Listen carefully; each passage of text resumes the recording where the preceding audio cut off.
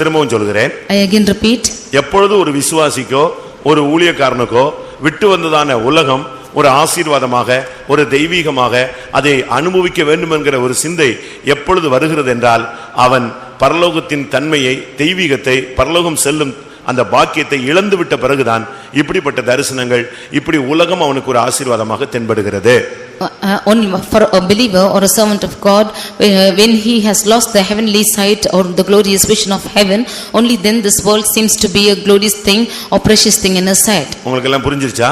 Do you all understand? பரலோகம் அந்த பாக்கியம் இழந்து போய் விடுவோம் என்கிற நிச்சயம் வந்த பின்புதான் இந்த உலக காரியங்கள் ஒரு பெரிய blessing ஆக ஒரு விசுவாசிக்கு ஊழியர்களுக்கு தென்படும். Only when the heavenly blessing is gone away from his sight for a servant of God or for a believer, this world seemed to be a great blessing to him.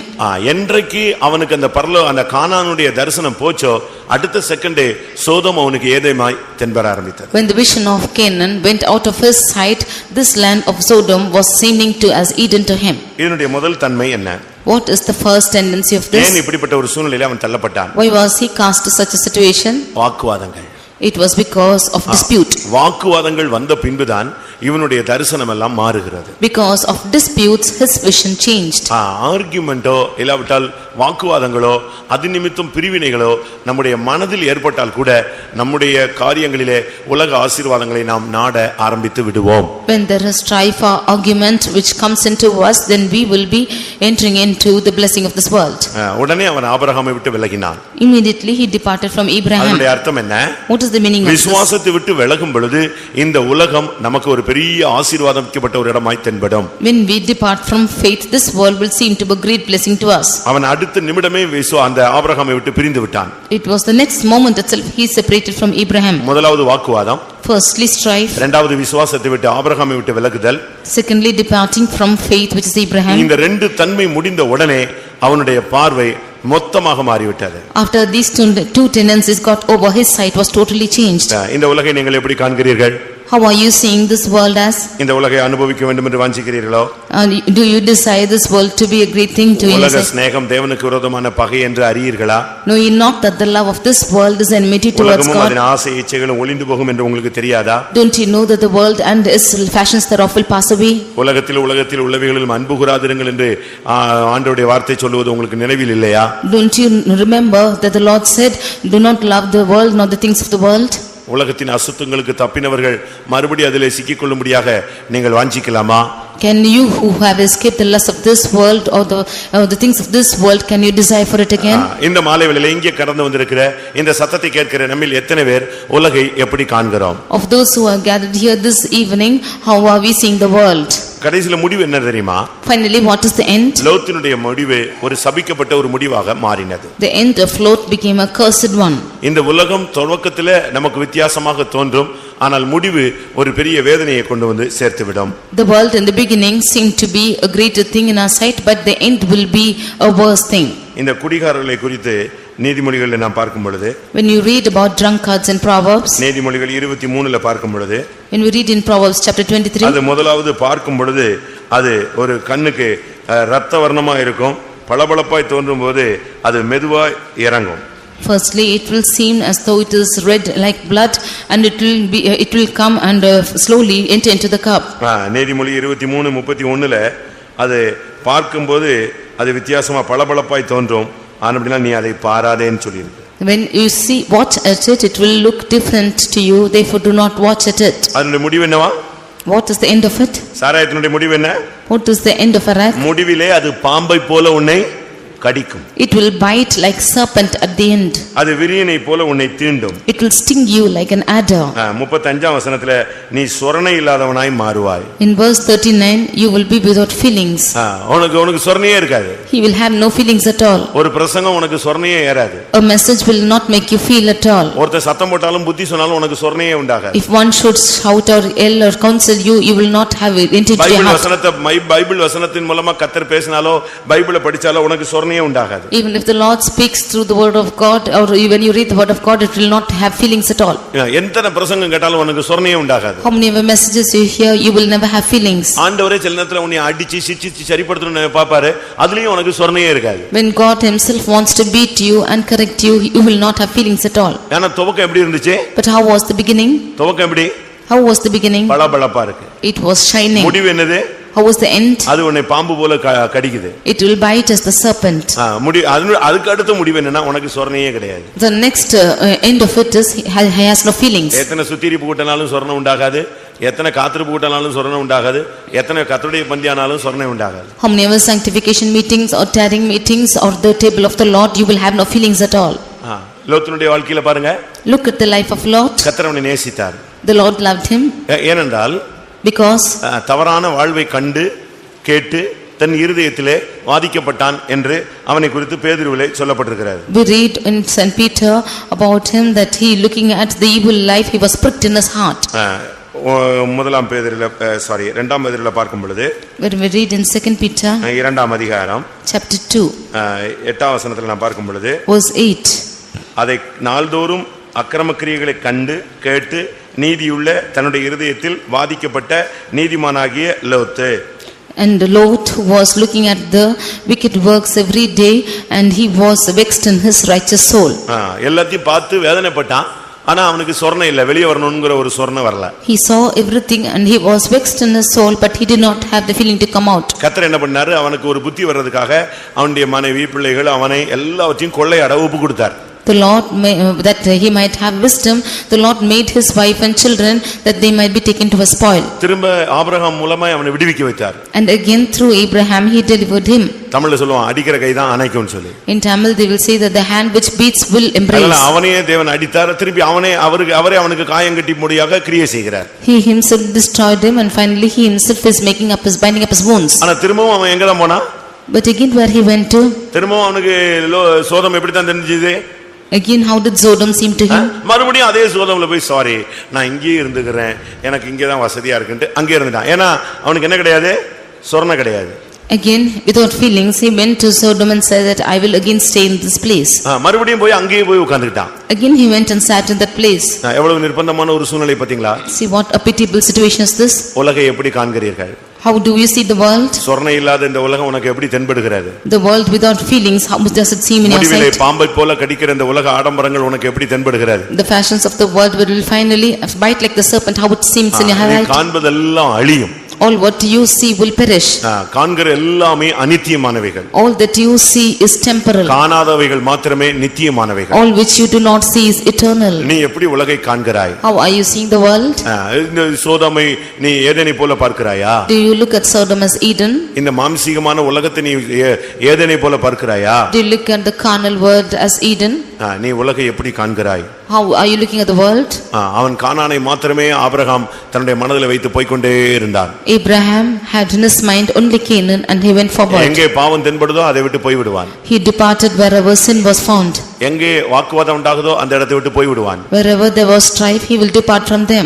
எங்கே லோத்துக்கு பிரச்சனை பண்றானோ அவனை விட்டு போய் விடுவான். Whenever Lot is making a problem he will depart from him. எந்தெந்த இடங்கள்ல பிரச்சனையோ அந்த இடங்களை விட்டு விலகி போகிறதுதான் ஆபிரகாமுடைய பழக்கம். Wherever there is problem, it was the practice of Abraham to depart from it. ஏனென்றால் அவனுக்கு வேறு ஒரு தரிசனம் இருந்தது. Because he had a different vision altogether. அந்த தரிசனம் அவனை கானானை நோக்கி இழுத்துக் கொண்டிருந்தது. And that vision was drawing him towards Canaan. ஆனபடியால் அவன் இந்த பூமியில் உள்ளதான எந்த காரியத்திலும் சிக்கிக் கொள்ளவே மாட்டான். Therefore he will not entangle himself with any affairs of this world. கர்த்தருடைய பரிசுத்த நாமத்துக்கு மகிமை உண்டாவதாக. Glory be to the holy name of the Lord. கடைசியில் லோத்தினுடைய முடிவு ஒரு சபிக்கப்பட்ட சந்ததியினுடைய தகப்பன் என்ற பெயரை எடுத்துக்கொண்டான். Finally the end of Lot was he was called the father of a cursed generation. முதலாவது ரெண்டு பெண் பிள்ளைகளுடைய தகப்பன் என்ற பெயர் எடுத்தான். Firstly he was the father of two female children. அப்படின்னா என்ன அர்த்தம்? What was the meaning? அவன் சரியான ஒரு பலவீனத்துக்கு ஒரு தகப்பனாய் மாறினான். He was the father of weakness. அவனுக்கு ரெண்டுமே ஆண் பிள்ளை கிடையாது. He did not have two male children. ரெண்டுமே ஆண் பிள்ளை கிடையாது. Both of them were not male.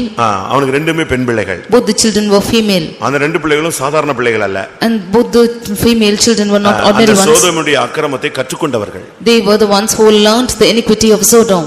அது உங்களுக்கு எல்லாருக்குமே தெரியும். You all know it. அப்படினா என்ன அர்த்தம்? What is the meaning of it? இரண்டு பலவீனங்களை தான் அவன் பெற்றெடுத்திருந்தான். He only begat two weakness. ஆனால் நாட்கள் போனபோது But as days went by, அம்மோனுக்கும் மோவாபுக்கும் தகப்பன் என்ற பெயரை எடுத்தான். he was named as the father of Ammon and Moab. அதனுடைய அர்த்தம் என்ன? What is the meaning of it? சபிக்கப்பட்ட சந்ததிகள். A cursed generation. அம்மோன் ஒரு பிள்ளையினுடைய பையன் பேரு, இன்னொரு பிள்ளையினுடைய பேர் என்னது? Moab. One child was called as Ammon and one child was called as Moab. ஏற்கனவே அவங்க பலவீனத்திலே அதிகமாக பாதிக்கப்பட்ட ரெண்டு பெண்கள். Already they were female children who were affected and more of weakness. ஏற்கனவே பலவீனத்தின் தகப்பன்னு பேர் வச்சிருந்தான். இப்போ பாவத்தின் சாபத்தின் தகப்பன்ங்கற பேர் அவனுக்கு கிடைச்சது. Already he was called the father of weakness, but now he is called as the father of curse. கர்த்தர் என்ன சொன்னார் தெரியுமா? But what does the Lord say? Ammon புத்திரரும் மோவாப் புத்திரரும் 10ஆம் தலைமுறை வரை எங்க கால் வைக்க கூடாது?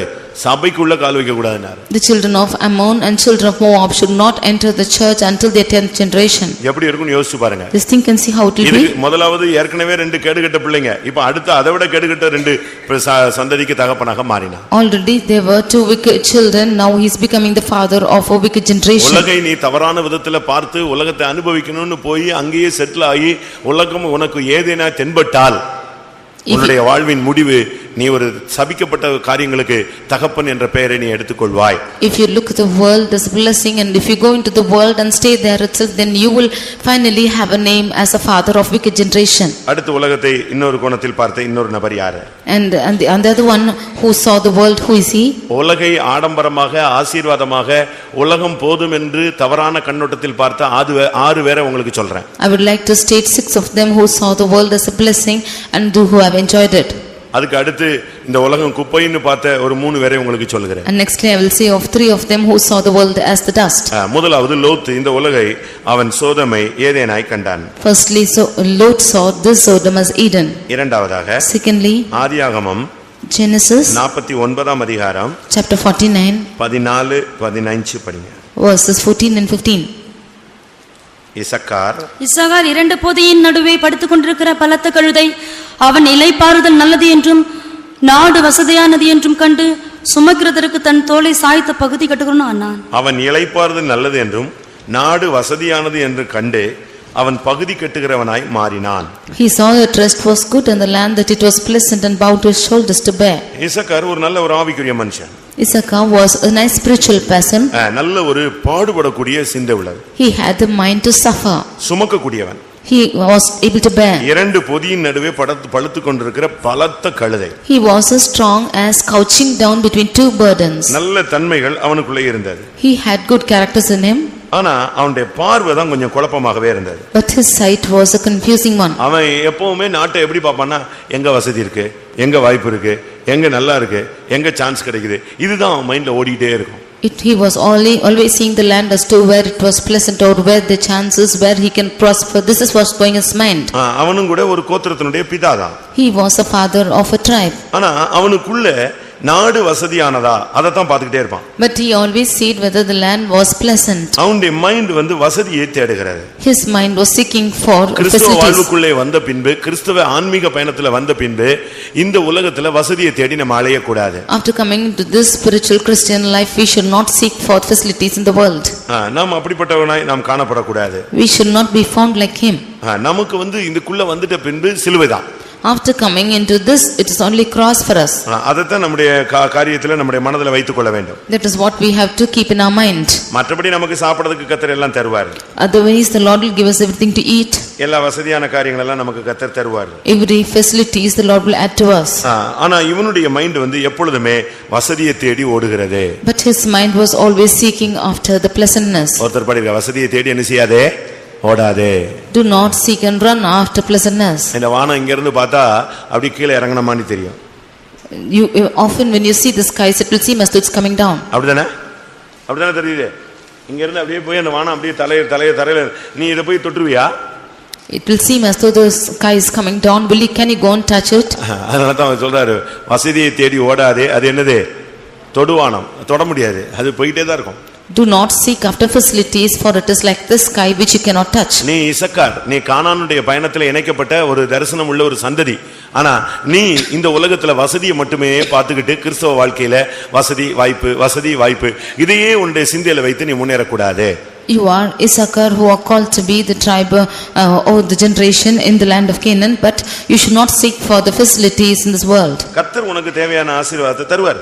The Lord will give you the facilities you need. அவருக்கு உன்னை ஃபீட் பண்றதுக்கு, அவருக்கு உன்னை உடுத்துவிக்கிறதுக்கு, உன்னை பராமரிக்கிறதுக்கு அவருக்கு ஒரு கரிசனை இருக்கிறது. He is having the care for you that he might feed you and dress you and take care of you. உனக்கு என்னென்ன தேவையோ அதெல்லாம் தருவார். He will provide all your needs. ஆனா இசக்காருடைய வாழ்க்கை எப்படி போயிருச்சு தெரியுமா? But how was the life of Issachar turned அவனுடைய to? லைஃப் ஃபுல்லாவே வசதியை தான் தேடுவான். His life was fully seeking for facilities. ஒரு சில ஊழியத்துக்கு வந்த பிறகு கூட சிலுவை எதிர்பார்க்கிறது இல்ல, வசதியை எதிர்பார்க்கிறார். Some of them even after coming to the ministry they are not wanting to carry the cross but the facilities. விவாகமான பிறகு கூட விவாக வாழ்க்கையில சமாதானமா சந்தோஷமா இருக்கிறதுல வண்டி ஓட்டணும்ங்கற சிந்தை இல்லாம அதுல வசதியை தேடி தேடி கடனாளிகளாக மாறி போறாங்க. Even after marriage life they are not looking for how to live their life but they are looking for facilities and becoming debtors. இன்னைக்கு अनेक விசுவாசிகள் ஆயிரக்கணக்கில் சம்பளம் வாங்குறாங்க, லட்சக்கணக்கில் சம்பளம் வாங்குறாங்க. ஆனாலும் அவங்க நீங்க கேட்டீங்கன்னா கடன் பிரச்சனை, இன்னும் கடன் இருக்கு, இப்படி எல்லாம் பேசுறதை நீங்க பார்க்கலாம். Today many of the believers you can see them earning thousands and lakhs too, but yet they are found in problems and they are debtors. ஆனா ஒவ்வொரு நாளும் டெய்லி சம்பாதிச்சு சாப்பிட்டு கடனே இல்லாம வாழக்கூடிய விசுவாசிகளும் இருக்கிறார்கள். But there are yet believers who earn every day and they eat without debting. ஆனா இன்னைக்கு நல்ல வசதி, நல்ல சம்பளம் எல்லாம் தெய்வம் கொடுத்திருக்கிறார். ஆனா இவங்களுக்கு இன்னும் வசதியை தேடி தேடி தேடி தேடி தேடி போய் இன்னும் கடனாளிகளாக சாபத்தின் பிள்ளைகளாகவே மாறிக்கொண்டிருக்கிறார். But they have all the facilities and the earning is good, but still they are seeking for more facilities and becoming debtors and becoming cursed. அவன் எங்க போனாலும் இந்த நாடு எப்படிப்பட்டதுன்னு அப்படியே ஒரு நோட்டம் விட்டுட்டே இருப்பான். Wherever he goes he will look at the land as to how it is. அவன் மைண்ட்ல அந்த கம்ஃபர்ட்டபிள் லைஃப் தான் இருந்துகிட்டே இருந்துச்சு. In his mind was a comfortable life. அவனுக்கு சிலுவையின் அந்த தரிசனம் இல்ல. He had no vision of the cross. பாடுகளின் தரிசனம் அவனுக்கு இல்ல. He had no vision of suffering. கஷ்டப்படணும்ங்கற சிந்தை இல்ல. He had no vision to suffer. வீட்ல எல்லாம் முந்தி பெருக்க சொல்லுவாங்க. First in the houses they asked you to sweep. எதுக்கு பெருக்க சொல்லுவாங்க? Why will they ask to sweep? வீடு சுத்தமா இருக்கணும் ஒண்ணு.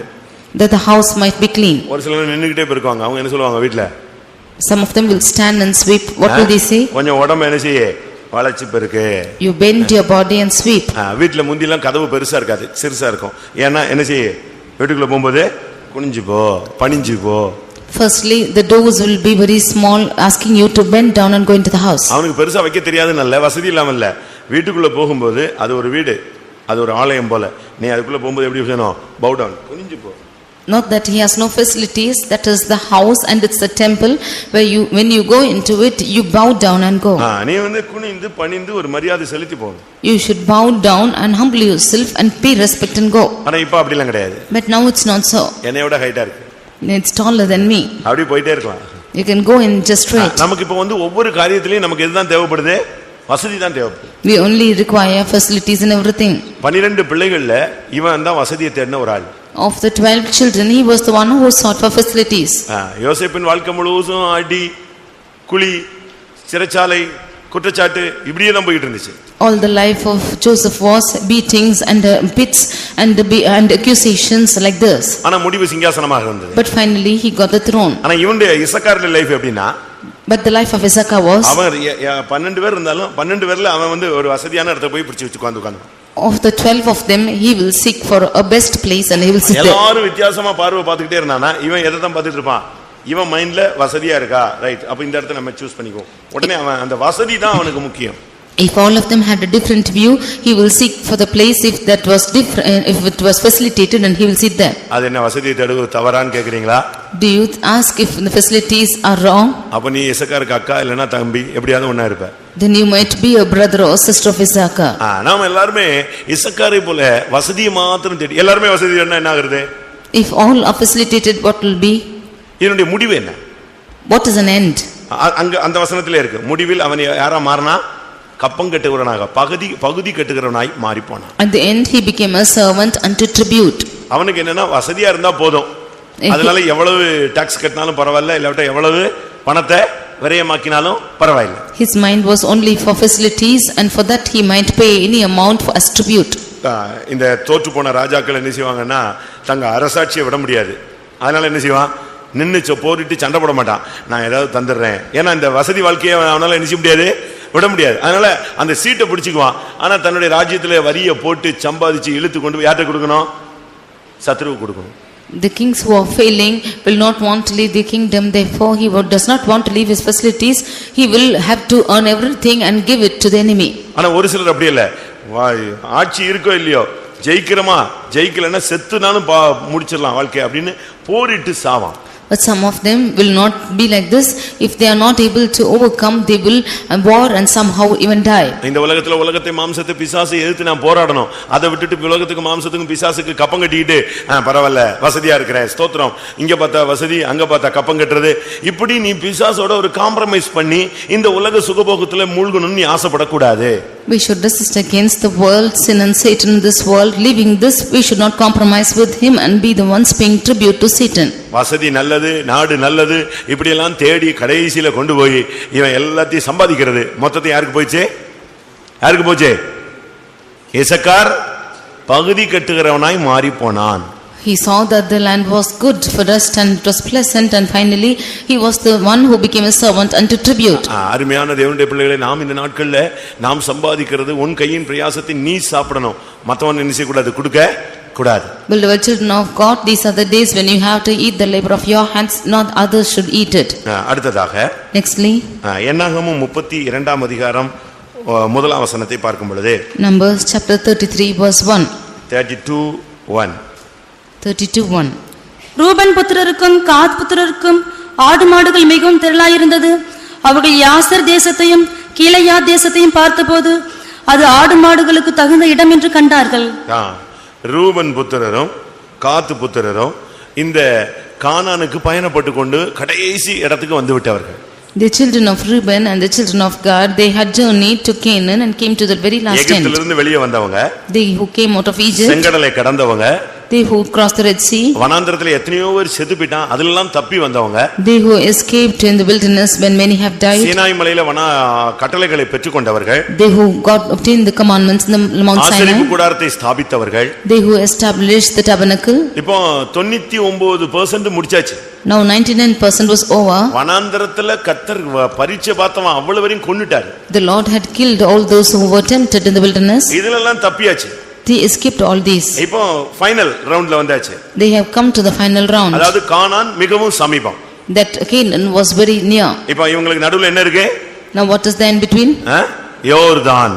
In between them was Jordan. யோர்தான் தான் ஒரு நதி. Jordan was a river. அந்த ரிவரை தாண்டினா கானான். ரிவனுக்கு முன்னால இருக்கிறது இவங்க பார்த்த இந்த இடங்கள். These are the places which they saw before this Jordan. After they cross, it will be Canaan. நல்லா பயணப்பட்டு உச்சகட்ட முடிவை நெருங்கும் பொழுது ஒரு ஆசீர்வதிக்கப்பட்ட வாக்குத்தத்த ஒரு ஸ்தலத்தை பெற்றுக்கொள்ள அவர்கள் நெருங்கி வந்து விட்டார்கள். They came after journeying a long journey, and they came to a blessed place where they have to go on.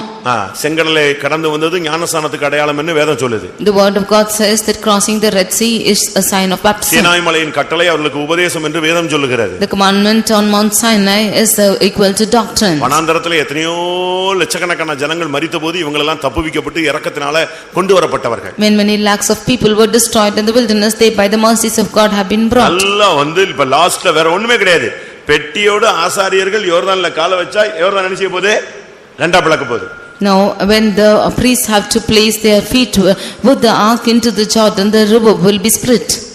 அந்த ஸ்டேஜுக்கு வந்தாச்சு. இப்போ அடுத்து கானான் தான். When they came to that stage, next is Canaan. இன்னும் சொல்ல போனா இந்த கரையில இருந்து கானான் என்ன செய்யலாம்? பார்க்கலாம். And more to see, from the shore you can see Canaan. அவ்வளவு தூரம் வந்துட்ட பிறகு இவங்க தரிசனம் எங்க போயிருச்சு?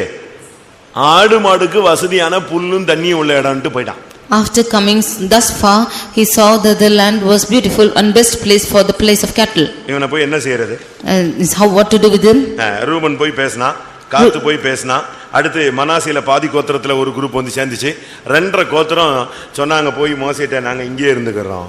Reuben and Gad and half the tribe of Manasseh went and spoke and said that they will be here itself. என்னாகமம் 32:33ல இந்த 2.5 கோத்திரம் சொல்லியிருக்கு. காத்து புத்திரருக்கும் ரூபன் புத்திரருக்கும் யோசேப்பின் குமாரனாகிய மனாசேயின் பாதி கோத்திரத்தாருக்கும் என்று சொல்லப்பட்டிருக்கிறது. In Numbers 32:33 we can see for the children of Gad and children of Reuben and half the tribe of Manasseh. மொத்தம் 12 கோத்திரத்துக்கு கானான கர்த்தர் வாக்கு பண்ணி வச்சிருக்க. இந்த 2.5 கோத்திரம் நான் இங்கதான் இருப்பேன் அப்படின்னு உட்கார்ந்துச்சு. ஏய் உட்காருங்க. When the Lord had promised for all the tribes of 12 tribes of the children of Israel, these 2.5 tribes said that they will be here alone. கர்த்தருடைய பரிசுத்த நாமத்துக்கு மகிமை உண்டாவதாக. Glory be to the holy name of the Lord. பாருங்க 2.5 கோத்திரம் வேறு அந்த final ரவுண்ட்ல ஃபெயிலியர் ஆகும். 2.5 tribes are just backsliding in that final round. அதுக்கு காரணம் என்ன? What is the reason for it? பார்வை. Their sight. அது வரைக்கும் அந்த பார்வை வேறு, இப்பொழுது அவங்க பார்த்த பார்வை வேறு. Until then their sight was different for what they see now. உலகை நீ எப்படி காண்கிறாய்? How are you seeing the world? இசக்காரை போல பார்க்கிறாயா?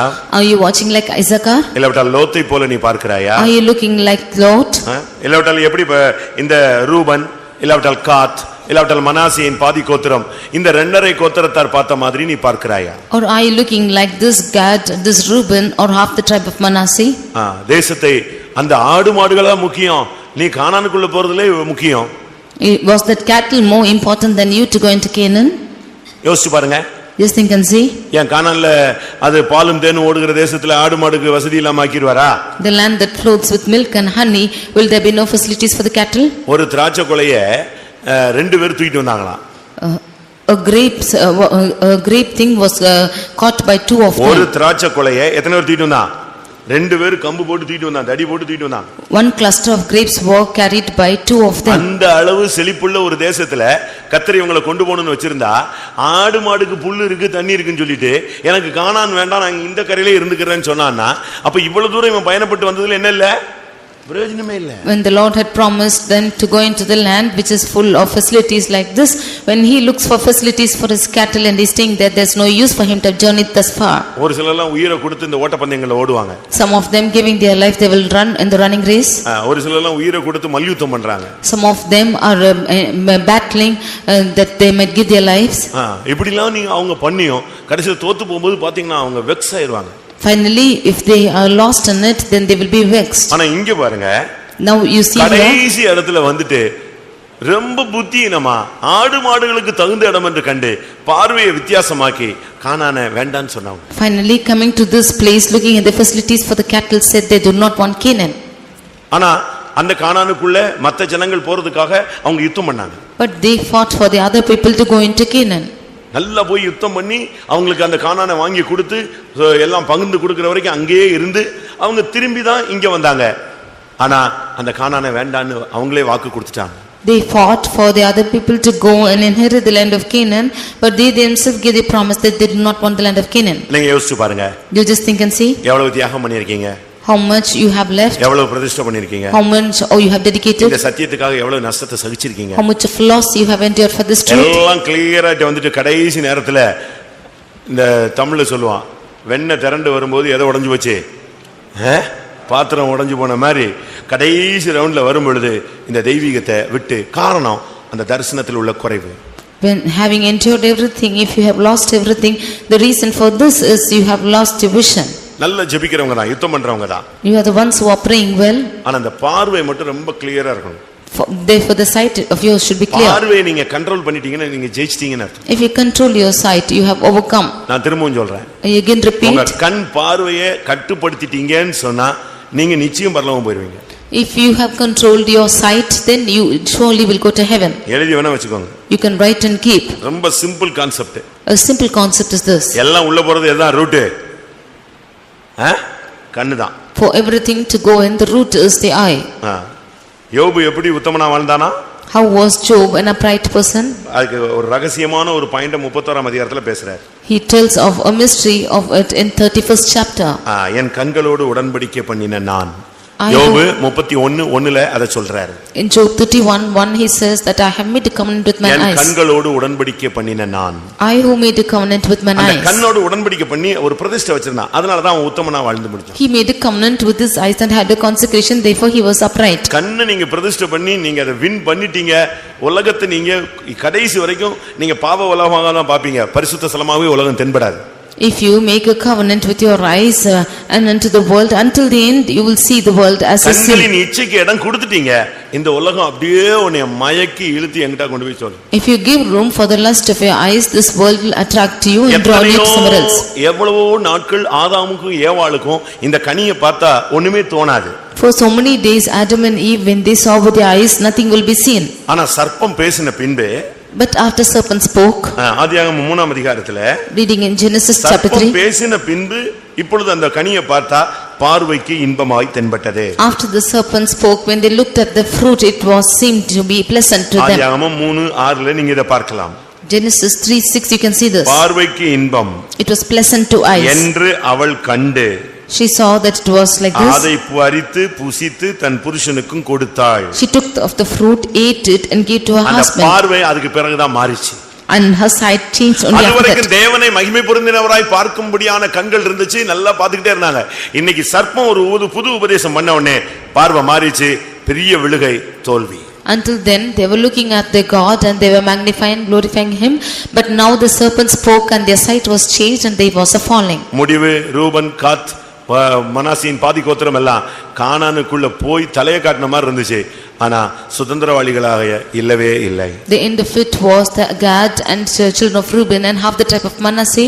They went and to show their head in the land of Canaan, but they were not அந்த inheritors. கானானுக்காக யுத்தம் பண்ணினார்கள். They fought for the land of Canaan, ஆனால் கானானின் சுதந்திரவாளிகளாக வாழவில்லை. but they did not live as inheritors of that land of Canaan. உலகை நீ தவறான விதத்தில் பார்த்தால் உனக்கு பரலோகம் சொந்தமாக முடியாது. If you look the world in a different angle, then heaven will not be your own. அடுத்ததாக Nextly, 2 தீமோத்தேயு 2 Timothy 4ஆம் அதிகாரம் chapter 4 10ஆம் வசனம். verse 10. 2 தீமோத்தேயு 4ஆம் அதிகாரம் 10ஆம் வசனம். ஏனென்றால் தேமா இப்பிரபஞ்சத்தின் மேல் ஆசை வைத்து என்னை விட்டு பிரிந்து தெசலோனிக்கே பட்டணத்துக்கு போய்விட்டான். தேமா இப்பிரபஞ்சத்தின் மேல் ஆசை வைத்து என்னை விட்டு பிரிந்து அவன் போய்விட்டார். Demas had forsaken me, having loving this present world, and departed from me. தேமாவை பத்தி நம்ம டைம் கிடைக்கும்போது ஒரு ஸ்டடி படிக்கலாம். When we have time, we can read of Demas. தேமாங்கிறவன் ரொம்ப நல்லவன். Demas was a very good person. சுவிசேஷத்தின் நிமித்தம் அடிக்கப்பட்டவன். Because of the sake of the gospel, he was beaten. இன்னொரு விதத்துல சொல்ல போனா பவுலோடு வருஷக்கணக்கா சிறைச்சாலையில துன்பம் அனுபவிச்சவன். He was the one who was enduring afflictions with Paul in prison for many years. எத்தனையோ வருஷம் பவுலோடு கடந்து அடிபட்டு சிறைச்சாலையில கடந்து வாழ்ந்த ஒரு தேமா இப்போ ஜெயில இருந்து வெளியே வந்த உடனே அவனுக்கு உலகத்தை பார்த்தா மிஸ் பண்ணிட்டோம் போல் இருக்க, இப்படி போய் அடிபட்டு கிடக்கிறத விட எங்க போயிடலாம், கொஞ்ச நாள் என்ஜாய் பண்ணலாம் அப்படின்ட்டு அப்படியே போயிட்டான். When Paul was beaten in the prison with St. Paul for so many years together, when he was delivered from the prison, he saw the world that it was so much to enjoy, and he felt he lost so many things, and he went into the world. அப்போ சிறைச்சாலையில இருந்தெல்லாம் வேணா போச்சா? So all the times he was in the prison was vain. இயேசுவுக்காக அடிபட்டதெல்லாம் வேணா போச்சா? For him to be beaten for Christ was all in vain. நீங்களே யோசிச்சு பாருங்க. You just think and see. அதாவது திடீர்னு நமக்கு புத்தி இல்லாம நம்ம ஏதாவது ஒரு காரியத்துல தலையிட்டு சிக்கிக் கொள்றது போல. Suddenly without wisdom we having entangling ourselves in, and being caught in something. எத்தனை வருஷம் சிறைச்சாலையில இருந்து இயேசு இயேசு இயேசுன்னு சொல்லிட்டு இப்ப கடைசியா பின்மாறி போயிட்டானே. இப்பிரபஞ்சத்தின் மேல் ஆசை. How many years he was saying Jesus and Jesus and enduring the sufferings for him, having the love in the present world, now departed. உலக ஆசை அவனை இழுத்து சிறைச்சாலையிலிருந்து வெளியே கொண்டு போனதல்ல, கிறிஸ்துவை விட்டவே வெளியே கொண்டு போய் விட்டார். The love of this present world did not take him away from the prison, but even from Christ. பரிசுத்தவான்களை விட்டு போனான் என்று அல்ல, கிறிஸ்துவை விட்டு போனான். Not to say he departed from the saints of God, but from Christ. Pavul சொல்றான் என்னை விட்டு போய் விட்டான்.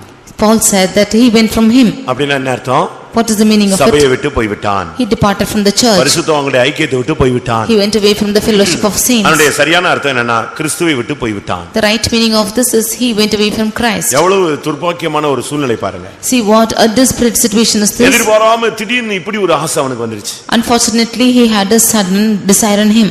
இது போல தான் இன்னைக்கு अनेक ஊழியக்காரங்க கூட எப்படி போயிட்டாங்க ஏன் போனாங்க எப்படி இப்படி அப்படி இப்படி நம்ம கேட்போம். வேற ஒண்ணுமே இல்ல, பார்வை வந்து லென்ஸ் மாத்தி போட்டான்னு அர்த்தம். Like this we can ask as to how the servants of God have left, why how they've left. The reason for this is they have changed their lens and their sight. கண் பார்வை மாறி போனதுனால உலகம் அவர்களுக்கு உலக ஆசீர்வாதங்கள் ஒரு பெரிதாக தென்பட ஆரம்பித்தது. Because their sight is changed, the world seemed to be a great thing to them. இவர்கள் எல்லாம் ஒரு நாள் வாழ்வை இன்பம் என்று எண்ணுகிறவர்கள். They all count one day's life as pleasant to them. 2 பேதுரு 2ஆம் அதிகாரம் 13ஆம் வசனத்தை பார்க்கும் பொழுது 2 Peter 2:13. அங்க என்ன சொல்லப்பட்டிருக்கிறது? What is told there? இவர்கள் அவர்கள் ஒரு நாள் வாழ்வை இன்பம் என்று எண்ணுகிறவர்கள். They counted one day's life as pleasant. கரைகளும் லட்சியமாய் இருக்கிறவர்கள். They have a life with spot. தங்கள் வஞ்சனைகளில் உல்லாசமாய் வாழ்கிறவர்கள். They are living in their life of virginity as though they are facilitated. தங்கள் வஞ்சனைகளில் உல்லாசமாய் வாழ்கிறவர்கள். They are living in their facilities in their deceit. விபசார மயக்கத்தால் நிறைந்தவைகளும் பாவத்தை விட்டு ஓயாதவர்களுமாய் இருக்கிற கண்களை உடையவர்கள். They are having eyes which are full of இவர்கள் சாபத்தின் பிள்ளைகள். They are the children of curse. அங்க தெளிவா அந்த வசனம் ரெண்டு வசனமும் அழகாக சொல்லுகிறார். These two verses clearly explains about them. இவங்க எல்லாம் ஒரு நாள் வாழ்வு, உலக ஆசை, உலக ஆடம்பரம், இச்சை இவைகளுக்கு மாட்டிக்கிட்டு கடைசியில அவங்களுடைய தரிசனம் இழந்து பரலோக பாக்கியத்தையும் நஷ்டப்படுத்தினவர்கள். They are caught into one day's life and lust and the things of the world, and they have lost their heaven. இதைத்தான் 1 தீமோத்தேயு 5:6 பார்க்கும் பொழுது, This is what when we read in 1 Timothy 5:6, Pavul என்ன சொல்கிறார்? what did St. Paul say? சுகபோகமாய் வாழ்கிறது உயிரோடு செத்த அனுபவம். Living in facilities is a life which is all dead while alive. 1 தீமோத்தேயு 5:6 சொல்லப்பட்டிருக்கிறது. It is written in 1 Timothy 5:6. சுகபோகமாய் வாழ்கிறவள் உயிரோடு செத்தவள். She that liveth in pleasure is dead while she liveth. இன்னைக்கு சில சபைகள் கூட ரொம்ப ஆடம்பரமா சுகபோகமாக இருக்கிறது. Even today churches are living in pleasure and facilities. வெளிப்படுத்தல் 3ஆம் அதிகாரம் 1ஆம் வசனத்திலே பார்க்கும் பொழுது, Revelation chapter 3 verse 1, நீ உயிருள்ளவன் என்று பெயர் பெற்றிருந்தும் நீ செத்தவனாய் இருக்கிறாய் என்று சர்தை சபையை குறித்து தேவ ஆவியானவர் பேசினார். Looking at the church of Sardis, he says that I know thy works, that you are living and yet you are dead. Sardis சபையே செத்து போன ஒரு சபையாக இருந்தது. The church of Sardis was a church which was dead. இப்படிப்பட்ட ஜீவியை நமக்குள்ள நம்ம சுகபோகமாய் வாழும்போது சபைக்குள்ள இருந்தாலும் ஊழியத்தில் இருந்தாலும் செத்து போன ஒரு நடைபிணங்களாக தான் இருப்போம். When we are living a life of facilities or pleasantness, then we will be dead even while we are in the church. அடுத்ததாக யூதாஸ். Next is Judas. அவனுடைய பார்வை தவறாக மாறினது. His sight was different. நல்லதா இருந்தான். He was very good. ரொம்ப நல்ல மனுஷன். He was a good man. 3 வருஷம் ஊழியம் செஞ்சான். He served God for 3 years. கர்த்தர் அவனை நம்பினார். And the Lord trusted him. அவனை விசுவாசித்தார். And he believed him. அவனும் கூட கர்த்தரை நம்பினான். And he too believed in the Lord. அவன் ஒன்னும் அவிசுவாசி அல்ல. He was not an unbeliever. அவன் ஆண்டவரை பின்பற்றின ஒரு ஆள் தான். He was the one who was following the Lord. ஒரு காலத்துல பொறுப்புள்ளவனாக தான் இருந்தான். He was once with responsibilities. ஆனால் அவனுடைய வாழ்க்கையில முதலாவது தாக்கினது பண ஆசை. But firstly covetousness touched his life. எவ்வளவு பெரிய ஊழியக்காரரா இருந்தாலும் பண ஆசை வந்துட்டாலே அவன் பார்வை மாறிடுச்சுன்னு அர்த்தம். However big a servant of God is, if covetousness enter into him, then he is backsliding. தயவு செய்து நம்ம அப்படிப்பட்ட ஒரு சூழ்நிலைக்கு போகவே கூடாது. We should not go into such a situation. மத்தேயு 26:15 போய் Matthew 26:15. இவனா போய் பிரதான ஆசாரியர்கிட்ட பேசுறான். He himself went and spoke to the high priest. நீங்கள் எனக்கு என்ன கொடுப்பீர்கள்? What will you give unto me? எப்படிப்பட்ட ஒரு கேள்வி கேக்குறான் பாருங்க. See what a question he asked. நீங்க நான் அவனை காட்டி கொடுக்கிறேன், ஆனா நீங்க என்ன கொடுப்பீங்க எனக்கு? He said that I will show you, and what will you give me? எவ்வளவு பெரிய ஒரு துரோக செயல் செய்யறோங்கிறத அவன் சிம்பிளா மறந்துட்டு அவனுடைய பார்வை அந்த பணத்துல தான் இருந்துச்சே தவிர 10,000களில் சிறந்தவர் மேல இல்ல. He forgot that what treachery he is doing, and in his mind was the money and not the one who was among 10,000s. எப்படி அவன் பார்வை மாறிடுச்சு? How was his sight changed? ரெண்டு காரணம் இருக்கு. Two reasons for it is. அவனுடைய பார்வை மாறினதுக்கு ரெண்டு காரணம் சொல்றேன். There are two reasons for his sight to change. ஒன்னு அவன் திருடன். One thing, he was a robber. அந்த பண விஷயத்துல அவனுக்கு ஃபர்ஸ்ட்ல இருந்தே உண்மை இல்ல. From the beginning he had no faithfulness in that money matters. இரண்டாவது, secondly, அந்த திருட்டு புத்திக்காக மனஸ்தாபப்படாம ராபோஜனம் எடுத்தான். He did not repent for that robbery, and he took part in the table. மனஸ்தாபம் இல்லாம ராபோஜனம் எடுத்தபோது அவர் அந்த துணிக்கையை நனைத்து அவனுக்கு கொடுத்தார். அவன் அதை வாங்கி புசித்தான். என்னாச்சே சொல்லுங்க? சாத்தான் அவனுக்குள் புகுந்தான். அடுத்து கொஞ்ச நாள்ல உங்களில் ஒருவன் பிசாசாய் இருக்கிறான் என்று இயேசு சொன்னார். When he without repentance took part on the table of the Lord, then the Satan entered into him, and finally after a few days Jesus says that he himself was turned into a Satan. எப்படி இருக்கும் பாருங்க. See how it will be. துணிகரமாக திருட்டு புத்தியை மாத்தாம நம்முடைய ஜீவிதத்தில் உள்ள தோல்வியை மாத்தாம ராபோஜனம் எடுத்தா என்ன நடக்குது? நம்முடைய பார்வை மாறுகிறது. Voluntarily, without changing the failures in our life, if we take part in the table of the Lord, then our sight is changed. நாம் கொஞ்சம் கொஞ்சமாக பிசாசை போல மறுரூபம் ஆவோம். We will be slowly transformed like the devil. யோவான் 6ஆம் அதிகாரம் John chapter 6 70 நீங்க பார்க்கும்போது verse 70. நான் தெரிந்து கொள்ளவில்லையா, உங்களை நான் தெரிந்து கொள்ளவில்லையா, உங்களுக்குள்ளும் ஒருவன் பிசாசாய் இருக்கிறான். Jesus said, have not I chosen you 12 and one of you is a devil. எவ்வளவு நிர்பந்தமான ஒரு நிலவரத்துக்கு அவன் போனான். How did he go into such a desperate situation? நாம் இப்படிப்பட்ட ஜீவியத்தை ரொம்ப கவனமாக இருக்க வேண்டும். We should be careful in such a life. யோவான் 12ஆம் அதிகாரம் John chapter 12 6ஆம் வசனத்துல பார்க்கும் பொழுது verse 6. அவன் திருடன் என்று அங்கே வேத வசனம் அவனை குறித்து ஒத்துக்கொள்கிறது. The word of God said that he was a thief. அடுத்து பண ஆசை அவனை போட்டு இழுத்தது. Nextly, the lust of money dragged him. பையில பாக்கெட்ல பணம் சேரத்தான் நம்ம எடுக்க முடியும். The more the money was entangled, was counted in his pockets, he will take it. கொஞ்சமா இருந்தா கணக்கு தெரிஞ்சிரும். If there was little, then the amount will be seen. புரியுதா? கொஞ்சமா இருந்தா கணக்கு என்ன செய்யும்? தெரியும். The account will be seen if there is a little money. பணம் ஜாஸ்தியா வந்துகிட்டே இருந்துச்சுன்னு சொன்னா இவன் மைண்ட்ல அத பத்தி மத்தவங்க கணக்கு கேட்க மாட்டாங்க. அது வாட்டு போயிட்டே இருக்கும். If money kept on overflowing, then nobody will ask account of it, it will just go on. அதுதான் அங்க நடந்தது. That is what happened there. இவன் போய் ஒரு அவங்க கிட்ட கேக்குறான், எனக்கு என்ன தருவீங்க? He is going and asking them as to what you will give me. எனக்கு என்ன தருவீங்க? What will you give me? அவங்க சொல்றாங்க, And they said, உனக்கு 30 வெள்ளி காசு கொடுப்போம். we will give you 30 pieces of silver. அது ஒரு பைபிள்ல ஒரு இடத்துல இருக்கு. அப்படி என்று அவர்கள் வாக்குத்தத்தம் செய்தார்கள். And they said that they have promised like that. அவனுக்கு 30 வெள்ளி காசு கொடுப்போம்னு வாக்குத்தத்தம் கொடுத்தாங்களாம். And they made a covenant there for 30 pieces of silver. நான் ஒரு ட்ரிப் இந்த வசனம் சொல்லி இருக்கேன். 26:15. எது? மத்தேயு 26:15 நீங்க பார்க்கும் பொழுது, when we read in Matthew 26:15, இல்ல வாக்குத்தத்தம் பண்ணினார்கள். அதுல இருக்க அந்த வசனம். அவங்க கேக்குறாங்க, உனக்கு என்ன வேணும்னு. இவன் போய் கேக்குறான், எனக்கு எவ்வளவு தருவீங்கன்னு. அப்ப அவங்க சொல்றாங்க, நாங்கள் உனக்கு 30 வெள்ளி காசு தருவோம் என்றார்கள். அவனுக்கு வாக்குத்தத்தம் பண்ணி கொடுத்தாங்களாம்.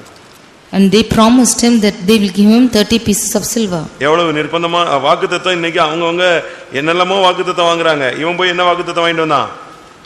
Many of them are getting Mark 14:11 Mark 14:11.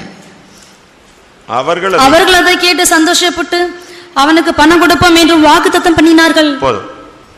அவனுக்கு பணம் கொடுப்போம் என்று என்ன செஞ்சாங்களா? வாக்குத்தத்தம் பண்ணினார்கள். They promised to give him money. உனக்கு என்ன வாக்குத்தத்தம் கிடைச்சிருக்கு இந்த வருஷம்? What is the covenant given to you? இந்த மாசத்துல உனக்கு கிடைச்ச வாக்குத்தத்தம் என்ன? What is the promise God has given to you? நான் உன்னோடு கூட இருப்பேன். I will be with you. நீ ஆறுகளை கடக்கும்போது உன்னோடு கூட இருப்பேன், அவைகள் உன்மேல் புரளுவதில்லை. When you are crossing through the rivers, I will be with thee, it shall not overflow you. அக்கினி நடக்கும்போது நீ வேகாதிருப்பாய், அவைகள் உன்மேல் பற்றாது. When you are going through the fire, they shall not come upon you and it will not burn you. இப்படி ஆயிரக்கணக்கான வாக்குத்தத்தம் இருக்கும்போது யூதாசுக்கு கிடைச்ச வாக்குத்தத்தம் என்னது? When there are so many promises like this, what is the promise given to மகனே Jesus? மகளே உனக்கு எது கிடைக்கும்? 30 வெள்ளி காசு கிடைக்கும். My son, my daughter, you will get 30 pieces of silver. நீ நான்று கொண்டு சாவாய். And you will hang and die. அப்படிதானே? இதானே வாக்குத்தத்தத்தின் முடிவு? Is this not the end of this promise? 30 வெள்ளி காசோட முடிவு எங்க போய் நின்னுச்சு? The end of 30 pieces of silver, where it landed to? சொல்லுங்க. 30 வெள்ளி காசோட முடிவு எங்க போய் நின்னுச்சு? சூசைட்ல போய் நின்னுச்சு. The end of 30 pieces of silver ended in suicide. மாம்சீகமாகவோ இச்சையாகவோ உலகத்தை நீ தவறான விதத்துல பண ஆசையோடு பாத்தீனா அந்த வாக்குத்தத்தம் உன்னை அழிவுக்கு தான் கொண்டு போய் நிப்பாட்டும். If you look at the world with covetousness, then the blessing of that will lead you unto death. இது பண ஆசையினால் தரிசனத்தை இழந்து போன கூட்டத்தை காண்பிக்கிறது. This is showing that through covetousness he lost the vision. 5 பேரை பார்த்திருக்கோம்னு நினைக்கிறேன். We have seen 5 of them. ஆறாவது Sixthly, Gehazi. பழைய ஏற்பாட்டில் அவன் ஒரு வித்தியாசமான ஒரு ஆள். He was a different person in Old Testament. அதாவது முதலாவது எலியா. Firstly is Elijah. அடுத்து எலிசா. Nextly is Elisha. அடுத்து கேயாசி. Nextly is Gehazi. அதாவது அவன்தான் அழகா அந்த ஊழியத்துல அடுத்த ஸ்டெப்புக்கு வர வேண்டியவன். He was the one who has to come in the next step of that ministry. எலியா வல்லமை மிக்க ஊழியன். And Elijah was a powerful servant. Elisha அவனை விட ரெட்டிப்பான வல்லமை உள்ளவன். Elisha had a double portion of power. இப்போ எலிசாக்கு ஊழியக்காரனா இவன் எப்படி வரணும்? Now who எப்படி வரணும்? டபுள் போர்ஷன்ல டபுள் ஆகட்டாலும் ட்ரிபிள் ஆவது என்ன செய்யணும் வரணும். Now he who is a servant to Elisha now should be turned as the third fold of the blessing of powerful. எலியா 4 அடி பாஞ்சிருக்கிறாரு. And Elijah 4 அடி பாய்ந்திருக்கிறாரு. Elijah had went off 4 feet. அடுத்து Elisha எத்தனை அடி வந்துட்டான்? Nextly 16 அடி வந்துட்டான். went to 16 feet. அப்ப நீ அவனுடைய பிள்ளை, நீ எப்படி வரணும்? என்ன பிரைட்டா ஒரு ஊழியம் செய்யணும். Now you are a child of him, how brightly you have done the ministry. ஆனா அப்படி வரலையே. But he did not come like this. இவன் அங்க நின்னுடி பார்த்தான், என்னையா இது இவ்வளவு பணம் வருது இந்த ஆளு விட்டுட்டு வேடிக்கை பார்த்துட்டானே. Now he is watching at him saying he got so much of money, he is just gaping like this.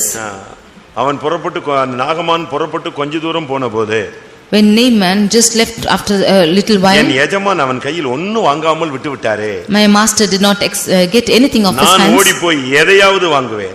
I will go and get something from him. ஓடுறான் ஓட்டம். He is running. தன் பிறகு அவன் ஓடி வருகிறதே 2 ராஜாக்கள் 5ஆம் அதிகாரத்துல இந்த சரித்திரம் இருக்கு. We read of this history in 2 Kings chapter 5. இப்போ என்ன நடந்துச்சு தெரியுமா? Now what happened?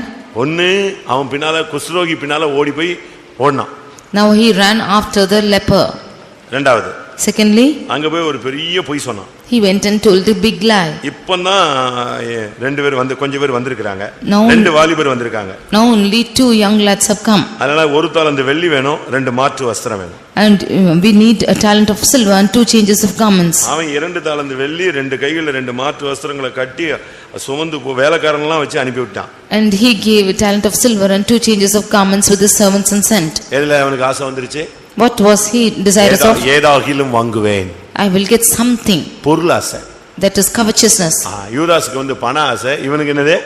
பொருள் ஆசை. And Judas had the lust of money, but he had the lust of things. இவ்வளவு வேகமா ஓடி கடைசில வாங்கிட்டு வந்தது என்னது? Now he went fast, and what did he obtain? சொல்லுங்க. குஷ்டரோகம். He only got leper. ஏன்டா இவ்வளவு வேகமா ஓடுன? கடைசில என்னது? குஷ்டரோகம். He went fast and got only leprosy. ஆனா என்ன நடந்துச்சு தெரியுமா? What happened here was, குஷ்டரோகத்தை வாங்கி வச்சுக்கிட்டு கூட ராஜாக்களுக்கு எல்லாம் பிரசங்கம் பண்ணிட்டான். ஊழியத்தை விட்டு போன பிறகு கூட பிரசங்கம் பண்ணலாம். even after getting this leprosy, he was preaching to the kings. You can even preach after going from the ministry. அதுக்கு பிறகு ராஜாக்கள்கிட்ட போயிட்டுலாம் அவன் எலிசா அற்புதம் செய்தார், அடையாளம் செய்தார், இயேசு அற்புதம் செய்தார், அடையாளம் கதையெல்லாம் சொல்லிட்டே அலையலாம். He went even after that to the king saying that Elisha did so many miracles, even Jesus is doing so many miracles. அப்படிதானே? Is it not so? 2 ராஜாக்கள் 8ஆம் அதிகாரத்துல In 2 Kings chapter 8, அங்க அவன் போய் ராஜாட்ட போய் கதை சொல்லிட்டு இருந்தான். there he is going to the king and telling the story. 4ஆம் வசனத்துல Verse 4, ராஜா தேவனுடைய மனுஷனின் வேலைக்காரர் இருந்த கேயாசியுடைய பேசி எலிசா செய்த அதிசயங்கள் எல்லாம் நீ எனக்கு விவரமா சொல்லு என்றான். and the king called with him Gehazi the servant of the man of God, saying, tell me, I pray thee, all the great things that Elisha had done. பின்மாரி போன பொருளாசை பணாசையில தாக்கப்பட்ட ஊழியக்காரங்களை கூப்பிட்டு பெரிய பெரிய ஆட்கள் ராஜாக்கள் எல்லாம் பிரசங்கம் பண்ண சொல்லுவாங்க. Great kings and great people will call the backsliding servants of God and believers and go and preach to them. குஷ்டரோகிகளை கூப்பிட்டு பிரசங்கம் கேக்குறவன் எவ்வளவு பேர் இருக்கறான்? How many of them are asking for the leprosy, calling for the leprosy and asking them? வித்தியாசமான பிரசங்கங்கள் எல்லாம் கேட்கிறதுக்கு ஜனங்களுக்கு ஆசைதான். There are people who are desirous of asking, hearing different messages. Elisha அந்த குழந்தையை உயிர்ப்பித்தார். And he will say that Elisha quickened a little child. பயங்கரமான ஊழியம் செய்தார்னு சொல்லிட்டு இருந்தான். He was saying that Elisha did great ministries. என்னையமால ஆளு ராஜாவா இருந்தா உனக்கு எதுக்குப்பா குஷ்டரோகம் வந்துச்சுன்னு கேட்டிருப்பேன். And if I was a king like, there was a king like me, I will ask why leprosy for you. அவ்வளவு அற்புதம் செஞ்சாரே உன் குஷ்டரோகம் நீங்களேனா இவன் சொல்லுவான். அது அங்க நிக்க மாட்டான். அதோட எந்திச்சு ஓடியே போயிருப்பான். When he did miracles by his leprosy for you, he will just flee. ஏன் இப்படி மாறிட்ட? Why are you changed like this? உனக்கு ஏன் இப்படி நடந்துச்சு? What happened to you? பதில் சொல்ல உனக்கு உண்டா? Is there not healing for you? ஏசு அற்புதம் செஞ்சாருன்னு நினைச்சா ஒன்னு செஞ்சுட்டு ஊழியம் செஞ்சுட்டு போயிடலாம் கடைசி வரைக்கும். When Jesus did miracles, you can do some miracles and just go. Gehazi பொருளாசை. Gehazi was a man who was lusting for things. அவன் அந்த நாகமன்ட்ட உள்ள வசதி வாய்ப்பை பார்க்கும் பொழுது இவனுடைய பார்வை உலகை தவறாய் கணித்து விட்டது.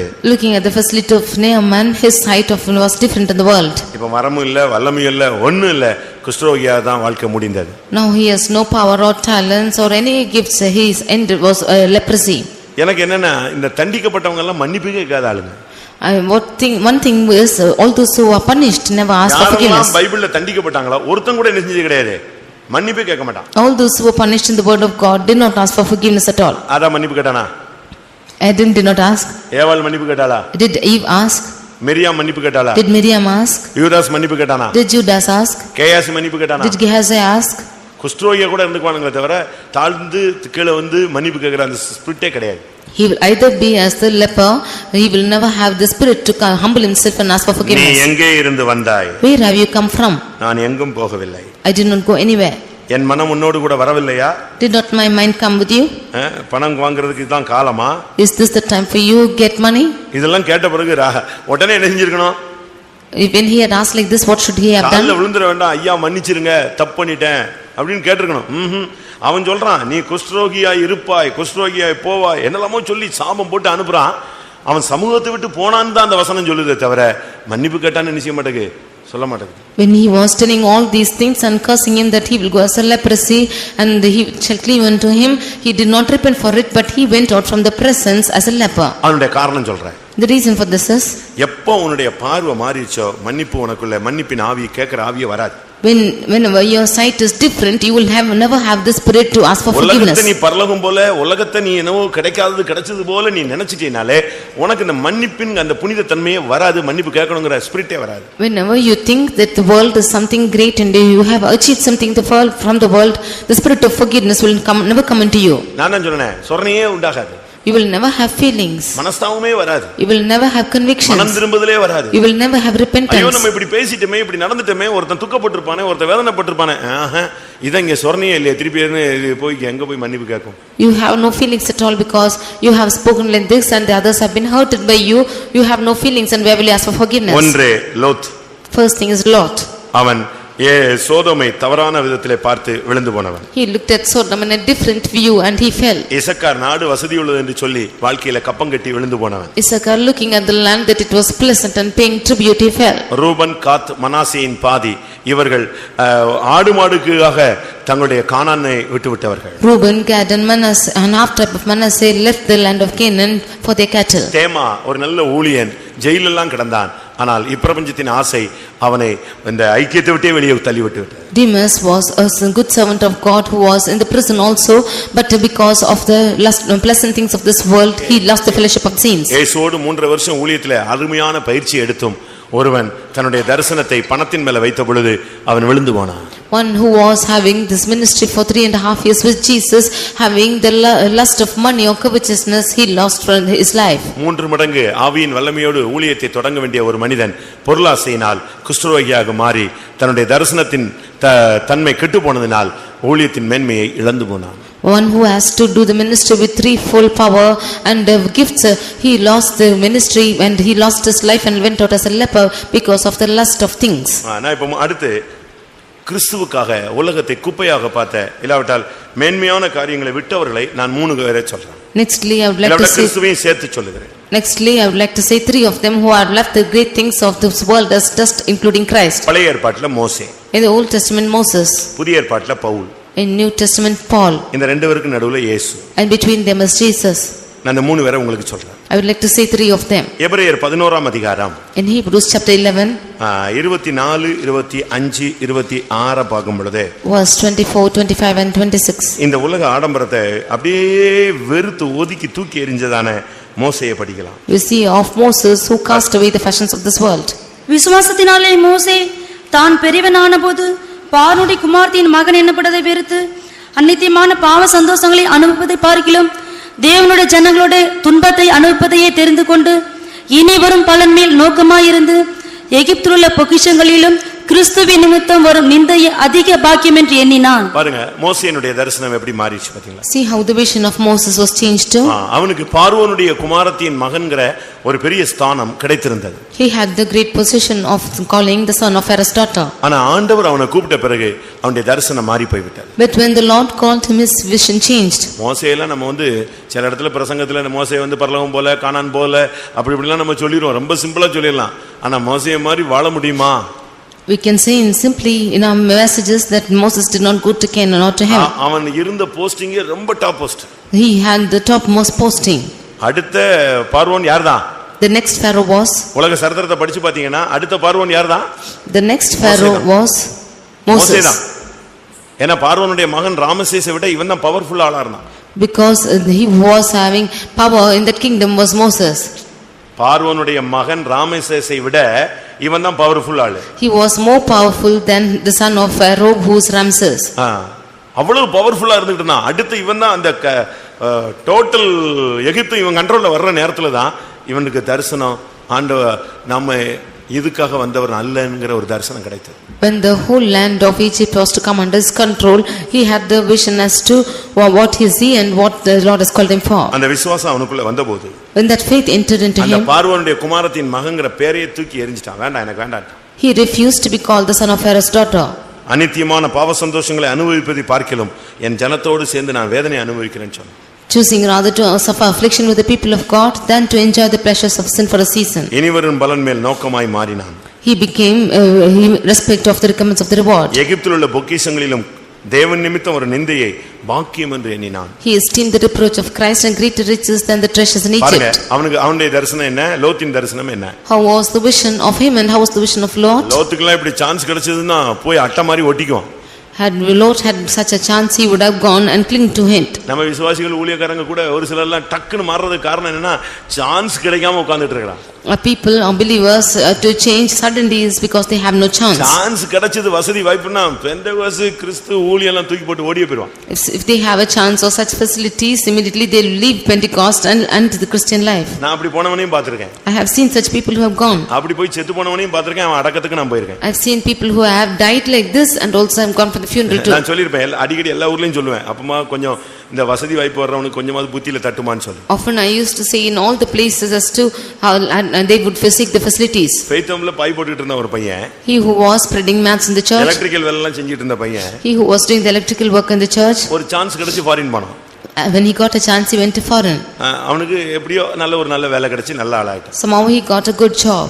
ஆனா பாவம், அவன் ஏழ்மையில இருந்திருக்கான். இப்படி ஒரு வாய்ப்பு கிடைச்ச உடனே அவனுக்கு பரலோகம் நெஞ்சிருச்சு, டக்குன்னு மறந்துருச்சு. He was in poverty, but when he got such a chance, he forgot heaven. நான் அப்ப சின்ன brother, I was then a small brother. ஒரு பெரிய பிரதருக்கு நான் அசிஸ்டண்டா இருக்கேன். I was an assistant to an elder brother. அப்ப ஆவடியில எல்லாம் நமக்கு சர்ச் கிடையாது. At that time, there was no church in Avadi. Chennai ஆவடியில எல்லாம் சர்ச் கிடையாது. There was no church in Chennai Avadi. ஒரு விசுவாசி வீட்ல ஒரு ஷெட்ல நடத்துவோம் கூட்டம். In one believer's house in a shed, we will conduct meetings. நான் அந்த கூட்டம் எடுக்க போயிருக்கேன். I went to conduct the meeting. இவன் வர்றான். He is coming there. இவன் அந்த மீட்டிங் வர்றான். He came for the meeting. பட்டு வேஷ்டி, He was putting on silk. பட்டு shirt, He was putting on silk shirts. அப்படியே அந்த எம்எல்ஏ மாதிரி தெருவெல்லாம் பெருக்கிட்டு வரான். He was walking about like an MLA in the streets. தெருவெல்லாம் பெருக்கிட்டு இழுத்துட்டு வருது வேஷ்டி. அப்படியே இந்த புது பொண்ணுக்கு ரீத்து வெயில்லாம் இழுத்துட்டு வருமே அதே மாதிரி ரீத்து. சொல்லுங்க. His dress was just rolling about the whole of the streets as a new bride. கையில அப்படியே bracelet. There was a bracelet in his hand. நானும் சரி ஒரு புதிய ஆத்மா வந்திருக்கான்னு அன்னைக்கு ஃபுல்லா பிரசங்கமே டிஃபரெண்டா நான் பண்ணிட்டு இருக்கேன். குட்டி பிரதர் நான். I thought it was a new believer and therefore I was giving a message. விசாரிச்சா And finally when I inquired, இவன் ஃபெய்தம் பையன். he was the one who was working in the faith home. அப்பதான் நினைச்சேன், சரி அர்ப்பனுக்கு காலம் வந்துருச்சு, வேணும் செய்யறான், அர்த்தராத்திரியில கொடை பிடிக்கிறான். Then I thought that he has got a good life suddenly and he is holding the umbrellas in midnights. யாரையும் மதிக்கிறது இல்ல. He is not respecting anyone. பாவம். Very sad for him. திருப்பி போனா திருப்பி அவன் செத்து போயிட்டான். அவன் ஃபாரின்ல வேலை செஞ்சிட்டு இருந்த இடத்துல எவனோ மேல ஒருத்தன் சுத்தியில விட்டுட்டான், நேரா வந்து தலைக்குள்ள போயிருச்சு. He went back to foreign and someone that the hammer and it came straight on his head and he died. திருப்பி நானும் தான் அடக்கத்துக்கு போயிருந்தேன். Finally I only went for the funeral. எதுக்கு இதை சொல்றேன்னா, நமக்கு வந்து தரிசனம் கரெக்டா இருக்கணும். எவ்வளவு வசதி வந்தாலும் பரலோக தரிசனம் நினைச்ச கூடாது, நஷ்டமடைய கூடாது. I am telling this is we should have our vision correctly. How much above we might get, we should not lose the vision of heaven. இவனுக்கெல்லாம் பார்வோனுடைய குமாரத்தின் மகன் சொல்லியிருந்தா விட்டுருப்பானா? If he had said that he is the son of Pharaoh's daughter, will he had leave him? எவ்வளவு ஊழியக்காரங்க, எவ்வளவு விசுவாசிகள் உலகத்தின் மேன்மை, அந்தஸ்து, கௌரவம், சொத்து, சுகம், எவ்வளவு காரியங்களை வெறுத்துட்டு இந்த கர்த்தருடைய சேவையில இருக்காங்க. சத்தியத்துக்காக விசுவாசிகள் நிக்கிறாங்க தெரியுமா? Today, you know how many servants of God and believers have left the facilities and everything in the world for the sake of the Lord and are living for Christ? இந்த உலகம் அழிவுக்குரியது. This world is to be perishable. அந்த மோசேக்கு தரிசனம் நமக்கு வேணும். We need the vision of Moses. அநித்தியமான உலக சந்தோஷத்தை அனுபவிப்பதை பார்க்கிலும் தேவனுடைய ஜனங்களோடு துன்பங்களை அனுபவிப்பதை தெரிந்து கொண்டு வருகிற நிந்தையெல்லாம் கிறிஸ்துவின் நிமித்தம் பாக்கியம் என்று எண்ணினான். He chose rather to suffer affliction with the people of God than to enjoy the pleasures of sin for a season and esteem the reproach of Christ as greater riches than treasures in Egypt. அது அப்படி ஒரு சிந்தை நமக்கு இருந்துட்டே இருக்கணும். We need such a mind. இதெல்லாம் waste. This is all waste. இந்த மேன்மைலாம் waste. This mind is waste. இந்த உலகத்துல உள்ள எல்லா ஆடம்பரங்களும் வேஸ்ட் தான். And all the adornings in the world is waste. பிலிப்பியர் 2ஆம் அதிகாரத்துல பார்க்கும் பொழுது, When we read in 3ஆம் அதிகாரத்தை பார்க்கும் பொழுது, Philippians chapter 3 7-8 வசனங்களை பார்க்கும் பொழுது, verses 7 and 8, பவுலுடைய அறிக்கை என்ன? what is the confession of Paul? லாபமாய் இருந்தவைகள் எவைகளோ அவைகளை கிறிஸ்துவுக்காக நான் நஷ்டம் என்று எண்ணினேன். That which was gain to me, those I counted loss for Christ. என்னுடைய கர்த்தராகிய இயேசு கிறிஸ்துவை அறிகிற மேன்மைக்காக எல்லாவற்றையும் நஷ்டம் என்று எண்ணிக்கொண்டு இருக்கிறேன். I count all things but loss for the excellency of the knowledge of Christ Jesus. ஒரு சிலர்லாம் எண்ணினேன் இப்ப ஏண்டா விட்டோன்னு எண்ணிக்கொண்டிருக்கிறேன் அப்படிம்பாங்க. Some of them will say that I had once counted but now I feel as to why I have left. ஆனா அவன் அப்படி கிடையாது. But he was not so. பாஸ்ட்ல சொல்றான் எண்ணினேன். In the past he says that I had இப்ப counted. நான் என்ன செஞ்சிட்டு இருக்கேன்? எண்ணிக்கொண்டே இருக்கிறேன். But now I am counting. 11ஆம் வசனத்துல Verse 11, எல்லாவற்றையும் நஷ்டம் என்று விட்டேன். I have left everything as loss. முடிஞ்சது. குப்பையாகத்தான் இப்ப எண்ணிக்கிட்டு இருக்கிறேன். And now I am counting as dust. எப்படிப்பட்ட ஒரு தரிசனம் பாத்தீங்களா? See what a vision it is. அவன் ரோம பிரஜை. He was a Roman நல்ல citizen. ஞானம், அறிவு, புத்தி, தெளிவு இருந்தது. He had good wisdom, knowledge and understanding. நல்ல செல்வாக்கு இருந்தது. He had good riches. ஆனா அந்த ஒளியின் தரிசனம் கிடைத்த உடனே எல்லாத்தையும் குப்பைன்னு தூக்கி எறிஞ்சிட்டு போயிட்டான். But when he had the vision of the light, he left everything as dust. அவனை அறிஞ்சதான தேசாதிபதி சொல்றான், நீ பைத்தியக்காரன் மாதிரி ஆயிட்டேன்னு சொல்றான். Nextly, the one who was authority, அதிக படிப்பு உன்னை பைத்தியக்காரனாக்கிட்டுன்னு சொன்னான். he said that more of your knowledge have made you mad. அப்படி அல்ல, சொஸ்த புத்தியோட நின்னுட்டு இருக்கேன், பேசிட்டு இருக்கேன். He said, no, I am not so, I am speaking with my own எந்த knowledge. தேசத்துல பெரிய ஆளா இருந்தானோ அதே தேசத்துல அப்படியே தாழ்த்தினான். In that land where he was a great person, he humbled himself. எந்த எருசலேமில் இயேசு அற்புதங்களை செய்தாரோ அதே எருசலேமில் சிலுவையை சுமந்தார். In that same Jerusalem where Jesus did miracles, in that same place he carried the cross. அதனால கிறிஸ்துவின் நிமித்தம் எல்லாவற்றையும் குப்பையாக, அந்த பார்வையே உன்னை உலகத்தை ஒரு அற்பமா குப்பையா என்ற அந்த தரிசனம் உன்னை விட்டு போகவே கூடாது. For the sake of Christ, the vision of you to count everything as dust and loss should never go out from you. அடுத்ததாக இயேசு. Nextly, Jesus. இயேசுவுக்கு உலகம் குப்பையா தெரியல, பரலோகத்தையே வேண்டாம்னு சொல்லிட்டாரு. For Jesus, this world was not a dust, but he said heaven was not it. அவருக்கு இருந்த உலகம் எதுதான்? Because the world that he had was, அவருக்கு இருந்த உலகம் நமக்கு இருக்கிற உலகம், இந்த பூ உலகம். அவருக்கு இருந்த உலகம் பரலோகம். this is the world that we are getting, but heaven was the place that he got. பிலிப்பியர் 2ஆம் அதிகாரம் Philippians chapter 2 6-7 வசனங்களை பார்க்கும் பொழுது, verse 6 and 7, அவர் தேவனுடைய ரூபமாய் இருந்தும் தேவனுக்கு சமமாய் இருப்பதை கொள்ளையாடின பொருளாய் என்ன மனுஷனை நேசிக்கும் பொழுது பரலோகமே வேண்டாம், அவனுக்காக நான் பூமியின் தாழ்விடங்களில் இறங்குகிறேன்னு இறங்கி வந்தார். who being in the form of God thought it not robbery to be equal with God, because when he loved man, he left heaven and came down. அவருக்கு இருந்த மேன்மை அதுதான். That was his greatness. அந்த மேன்மையே வேண்டாம், இவனை போய் நான் தூக்குறேன், சிலுவையில் அடிபட்டு செத்து அவனை எப்படியாவது தூக்கிடுறேன்னு சொல்லி பரலோகத்தை கூட அவர் துறந்த ஒரு நபர்.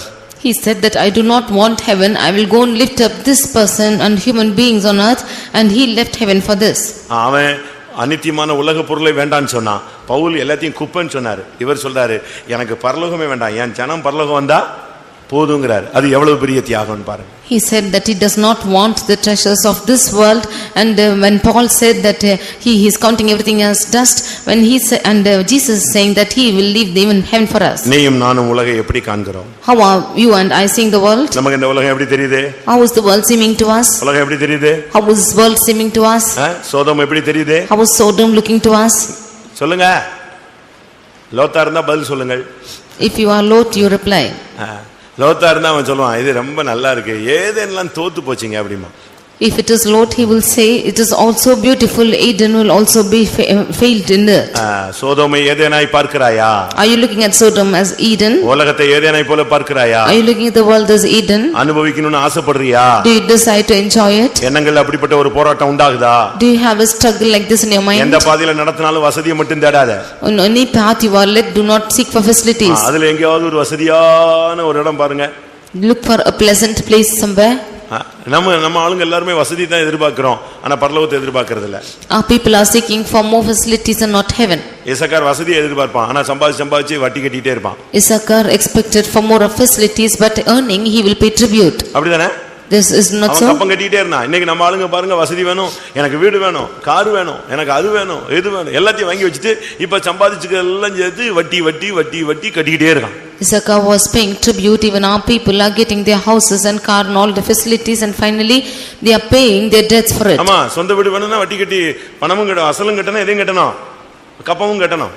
If you want more facilities, you will have to pay the tribute too. Two வீலர்ல போறது வசதி இல்ல அப்படின்னா ஃபோர் வீலர் வசதி வருது, வசதியை தேடுற. இப்ப ஃபோர் வீலர் வந்துச்சுன்னா என்ன உண்டாகும்? அதுக்கு ஒரு லோனு, அதுக்கு ஒரு வட்டி. அவன் ஒரு 4 மடங்கு வாங்கிடுவான், மாசம் மாசம் கட்டுமா. அதான் 15 வருஷம் போட்டுறானே, சாகர வரைக்கும் கட்டுன்னு சொல்லி. If you have no facility for 2-wheelers, then you get on to the 4-wheelers, but you have to pay even the debts even until the death. வசதியை தேடி போகும் பொழுது நீ கப்பம் கட்டுகிறவனாய் மாறுகிறாய். When you go seeking for your pleasantness, then you will have to pay tribute. எல்லாரும் கண்களை மூடுவோம். Let's all close our eyes. நம்முடைய பார்வை எப்படி இருக்கிறது? How is our vision? நம்முடைய விஷன் எப்படி இருக்கிறது? How is our vision? உலகை நீ எப்படி பார்க்கிறாய்? How are you looking at the world? இந்த உலகம் உனக்கு சோதம், அழிவு, சுண்ணாம்பு நிலம், நியாய தீர்ப்பின் ஸ்தலம், இது உனக்கு ஏதேனாய் தென்படுகிறதா? This Sodom which is full of judgment, is it full looking at hate into you? இந்த உலகத்துல வசதியான வாழ்வு வேணும்னு எதிர்பார்த்து காத்துக்கொண்டு போராடி கொண்டிருக்கிறாயா? Are you seeking and striving for life of facility in the world? பரலோக பயணத்துல நீ அது வேண்டான்னு சொல்லி இதை விட்டு விட்டாயா? In the heavenly journey, have you left it saying that you do not want it? தேமாவை போல இத்தனை வருஷம் பாடுபட்டுட்டு கடைசியில நித்திய ஜீவனை விட்டு விட போறாயா? Like Demas, having suffered so many years, are you going to lose eternal life? 3 வருஷம் ஊழியம் செஞ்சுட்டு வசன வாக்குத்தத்தம் பெறாமல் நீ பண வாக்குத்தத்தம் பெற்று உன்னுடைய மேன்மையை இழந்து சூசைட் பண்ண போறாயா? After doing the ministry for 3.5 years, not receiving the promise of the word of God, are you going to get the promise of the money and live your life as suicide? Triple portion வல்லமையை பெற்று அருமையான ஊழியம் செய்யாம குஷ்டரோகியாக மாற போறாயா? Getting a triple portion of power and doing not the ministry, are you going to become a leper? இல்ல, மோசேயை போல இந்த உலக ஆசீர்வாதங்களை துறந்து விட்டு கர்த்தருக்காக நான் சிலுவை சுமக்க ஆயத்தமா இருக்கிறேன் என்று சொல்ல போகிறாயா? Or are you going to leave the pleasures of this world like Moses and say that I am ready to இந்த உலகம் எனக்கு ஒரு carry the cross? குப்பை என்று எத்தனை பேர் பவுலை போல சொல்ல முடியும்? How many of you will say that the world is as dust as N Paul? ஜனத்திற்காக நான் மகிமையை இழந்து விட்டு வந்தேன், அதுபோல இந்த உலக மகிமையை எனக்காக எத்தனை பேர் இழப்பீர்கள் என்று ஆண்டவர் இந்த கூட்டத்தின் கடைசியில கேட்கிறார். Jesus said that he has left the whole throne and glory of heaven for the sake of his people. How many of you are going to leave the pleasures of this world for the ஒருவேளை sake? நம்முடைய மகிமையின் தரிசனத்தினுடைய அந்த தெய்வீக பார்வை, அந்த தன்மை மங்கி போயிருந்தால் இன்றைக்கு கர்த்தர் அதை மறுபடியும் பிரகாசமாக்குவாராக. Maybe the glorious vision or the divine vision, if it has diminished, may the Lord brighten it today. கர்த்தாவே, ஆரம்ப காலத்தில் இந்த உலகத்தை நான் குப்பையாக எண்ணினது போல, ஒன்று வேண்டாம் என்று நான் எண்ணினது போல மறுபடியும் எண்ணக்கூடிய ஒரு பாக்கியம் கிருபை எனக்கு தாரும் என்று சொல்லுகிறவர்கள் கண்களை மூடி முழங்கால் படியிடுங்க. All this is say like Lord in the beginning days, let me also say that the world is lust for me and count everything as dung and glass. ஆண்டவரே, இந்த உலகம் எனக்கு வேண்டாம். Lord, I do not want this நான் world. இந்த உலகத்துக்குரியவன் அல்ல. I am not belonging to this world. நீர் உலகத்தான் அல்லாதது போல நானும் இந்த உலகத்தான் அல்ல. As you are not of this world, I am not of this world. இந்த உலகத்தின் மேன்மை எனக்கு வேண்டாம். I do not want the greatness of இந்த this உலக world. பொக்கிஷங்கள் எனக்கு வேண்டாம். I do not want the treasures of this world. அதின் முடிவாயிருக்கிற குஷ்டரோகமோ, அதின் முடிவாயிருக்கிறதான சூசைடோ, அதின் முடிவாயிருக்கிற தோல்வியோ, அதின் முடிவாயிருக்கிறதான எல்லா நஷ்டங்களையும் எனக்கு வேண்டாம். I do not want the end which is leprosy or suicide or any loss which is behind it. நான் உமக்காக இந்த உலகத்தை குப்பையாக எண்ணி பரலோக மகிமைக்காக இந்த உலகத்தை துறந்தவனாக நீர் வரும்பொழுது உம்மோடு இணையக்கூடியவனாய் என்னை மாற்றும். I will count this world as the loss and dung, and for the sake of heaven, when you should come, you make me worthy that I might see you. ஒரு விசை என்னுடைய கண்களை, பார்வையை, தெய்வீக தன்மையை பிரகாசிக்க செய்யும் என்று எல்லாரும் வாயை திறந்து ஜெபிக்கலாமா? Let us all open our mouth and pray, saying, Lord, once more you enlighten my mind and my vision. அந்த கிருபையை தருவார். That the Lord might give us grace. ஆமென். ஆரம்பத்தில் உள்ள அந்த தரிசனம் மறுபடியும் உங்களுக்கு அநேகருக்கு புதுப்பிக்கப்படட்டும். நம்ம ஒவ்வொருவருக்கும் அந்த தரிசனம் புதுப்பிக்கப்படட்டும். ஹல்லேலூயா, ஹல்லேலூயா. பார்வோனுடைய குமாரத்தின் மகன் என்கிற அந்த தன்மையை தூக்கி எறிந்தான், வெறுத்தான். அநித்தியமான பாவ சந்தோஷங்கள் வேண்டாம் என்று சொன்னான். கிறிஸ்துவின் நிமித்தம் ஒரு நிந்தைகளை அதிக பாக்கியமாய் எண்ணினான். ஹல்லேலூயா, ஆமென். அவன் இரட்சகனாய் மாற்றப்பட்டான். ஹல்லேலூயா, ஆமென். என் கர்த்தராகிய இயேசு கிறிஸ்துவை அறிகிற அறிவின் மேன்மைக்காக எல்லாவற்றையும் நஷ்டம் என்று விட்டு விடுகிறேன், குப்பையா எண்ணுகிறேன். இந்த பவுல் விசுவாசத்தின் நல்ல போராட்டத்தை போராடினான். என் ஜனத்தை மீட்கும்படியாக பரலோகத்தையே நான் வெறுக்கிறேன் ஆண்டவரே, அந்த ஜனத்தை மீட்டுக் கொண்டுதான் நான் பரலோகத்துக்கு வந்து சேருவேன் என்று சொல்லி வந்தது போல எத்தனை பேர் தியாக சிந்தையோடு இறங்கி வருகிறீர்கள்? உலகை மேன்மையா என்கிற தரிசனம் நம்மை விட்டு பிடுங்கப்படட்டும். உலகத்தை குப்பையா என்கிற தரிசனம் நமக்குள்ளே புதுப்பிக்கப்படட்டும். ஒரு நிமிஷம் ஜெபம் பண்ணுங்க எல்லாரும். கர்த்தாவே, என் தரிசனத்தை புதுப்பியும் ஆண்டவரே. உலகத்தை குப்பையா எண்ணக்கூடியவனை மாற்றும். நீ உலகை எப்படி காண்கிறாய் என்ற கேள்வியோடு கர்த்தர் நம்மோடு இடைப்பட்டபடினால ஸ்தோத்திரம் பண்ணுவோம். நன்றாக ஓடினவர்கள் உலகை தவறான விதத்துல ஆசீர்வாத கண்ணோட்டத்தோடு பார்த்து தங்களுடைய மேன்மை இழந்து போனதை விளங்கிக் கொள்ள கர்த்தர் நமக்கு உதவி செய்தபடினால்